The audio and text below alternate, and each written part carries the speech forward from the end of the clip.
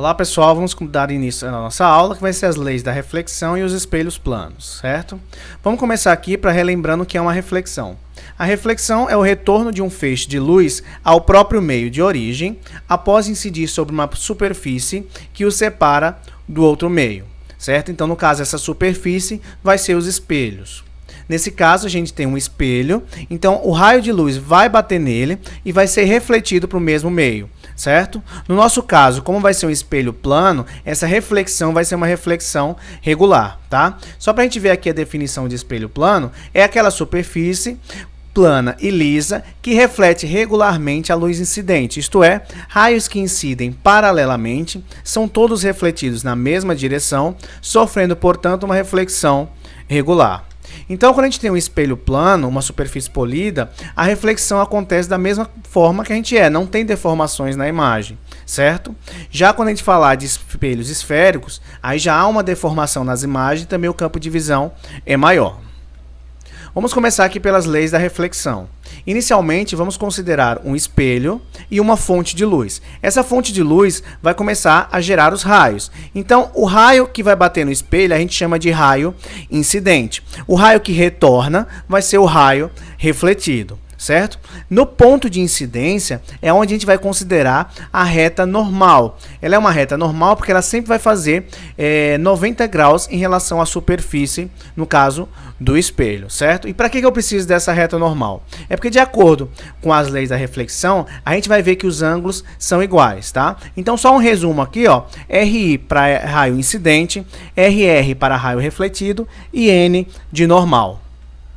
Então, ó, eu vou ter que o raio de incidência, o ângulo que o raio de incidência faz com a normal, ele sempre vai ser igual ao que o raio refletido faz com a normal, certo? Então, o raio de incidência vai ser igual ao raio refletido. Isso tudo em relação, é uma angulação em relação à reta normal, certo? Então, a partir dessas definições, nós vamos pegar as duas leis da reflexão. A primeira é que o raio incidente, a reta normal e o raio refletido estão contidos em um mesmo plano. Eles são coplanares. E a segunda é que os ângulos de incidência e de reflexão são congruentes. No caso, eles são iguais. Imagem de um ponto, certo? Vamos considerar que a gente tem um espelho aqui, certo? A representação de espelho, a gente vai ter esses três tracinhos sempre vão estar do lado que não reflete, certo? No caso, a superfície polida é a parte de cima. Então, ó, o observador, ele vai ver a projeção desse ponto A, certo? Então, a gente precisa entender como é que o observador vai verificar isso. Quando a gente observa uma imagem no espelho, a gente pode perceber que a imagem que é projetada, ela tem uma certa profundidade, certo? E essa profundidade sempre vai ser igual à distância que a gente está do espelho.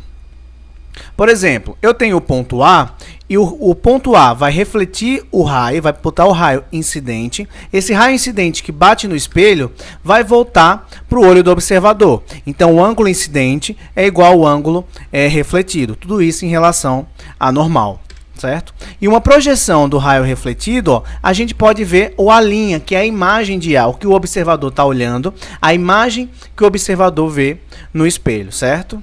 E pela definição, ó, nós vamos ver que a distância real do objeto até o espelho é a mesma distância do espelho até a imagem que vai ser produzida, certo? Com essas informações, a gente vai poder fazer os cálculos. Um observador vê o ponto A por reflexão. Traçar um raio de luz que permita ao observador ver a imagem do ponto A. Então, a primeira coisa que a gente vai fazer é localizar a imagem do ponto A. No caso, a distância da imagem do ponto A vai ser a mesma distância que o ponto A está do espelho, certo? Aí, a partir desse ponto, a linha, eu vou fazer um tracejado até o olho do observador. Aonde essa linha interceptar o espelho é o ponto aonde o raio incidente vai bater e é o mesmo ponto onde ele vai refletir, seguindo a projeção da reta do ponto à linha. Para um corpo extenso, acontece da mesma forma. Um corpo extenso nada mais é do que um conjunto de vários pontos. Então, esses pontos, a imagem desses pontos vai estar também relacionada, como a gente viu, com um único ponto, certo? Então, a distância do ponto C até o espelho é a mesma distância do espelho até o ponto C', certo? Então isso vai provocar o quê? Que o objeto e a imagem são simétricos em relação ao espelho e o tamanho também é igual ao tamanho da imagem. Campo visual. Campo visual é toda a região visível por reflexão com o espelho parado em determinada posição. Vamos imaginar aqui, eu tenho esse observador e quero saber o que ele consegue visualizar através desse espelho. Qual é o campo visual dele? Então a primeira coisa que eu vou fazer é desenhar a projeção, a imagem do observador. A distância do observador até o espelho vai ser a mesma distância do espelho até a imagem do observador. Agora eu vou traçar linhas que saem da imagem do observador e vão tocar os extremos do espelho. Esses pontos que ele toca vai ser aonde o raio incidente e o raio refletido vão bater, certo? Então, ó, toda essa região em cinza vai ser a região, o campo visual do observador. Todos os pontos que estiverem dentro dessa região cinza, o observador vai conseguir ver por reflexão. Os que estiverem fora, ele não consegue. No caso do exemplo aqui, ó, o observador vai conseguir ver o ponto A, B e C. Porém, o ponto D está fora do campo visual. Então, no caso, ele não vai ver por reflexão o ponto D. Os demais pontos ele consegue. Associação de espelhos, tá? Quando a gente coloca dois espelhos, um paralelo ao outro, a gente tem essa impressão aí de uma infinidade de reflexões, certo? E como isso acontece? Vamos imaginar que eu tenho dois espelhos aqui com um ponto no meio. O espelho da direita e da esquerda vão refletir esse ponto que está no meio. Só que aí, o espelho da frente sempre vai repetir a projeção do espelho da frente. Então, assim, ele vai sendo multiplicado diversas vezes a imagem, certo?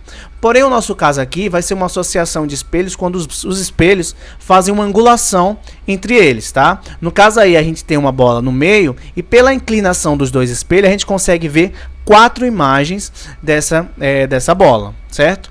O nosso caso aqui, ó, vamos imaginar, eu tenho dois espelhos, o espelho E1 e o E2 e um ponto no meio, certo? Como é que vai ser essas projeções, essas imagens? Então, ó, o espelho 2 vai fazer a projeção do ponto A. E o espelho 1 também vai fazer a projeção do ponto A. Porém, o espelho 2 vai fazer a projeção do espelho 1 e logo depois o espelho 2 faz a projeção do outro espelho e assim sucessivamente até formar todas as imagens, certo? Mas o que a gente vai estar preocupado aqui é saber de quantas imagens vão ser formadas de acordo com a angulação dos espelhos. E para isso, a gente vai usar essa fórmula em que o número de projeções é igual a 360 graus dividido pelo ângulo menos 1. Certo? Vamos ver aqui o exemplo. Calcular o número de imagens formadas de um objeto, colocando entre dois espelhos planos que formam entre si um ângulo de 60 graus. Nesse caso, n vai ser igual a 360 dividido pelo ângulo menos 1. N vai ser igual a 360 dividido pelo ângulo. Meu ângulo é de 60, menos 1. 360 dividido por 60 vai dar 6. 6 menos 1 é igual a 5. Então, com um ângulo de 60 graus, eu vou ser possível ver 5 imagens.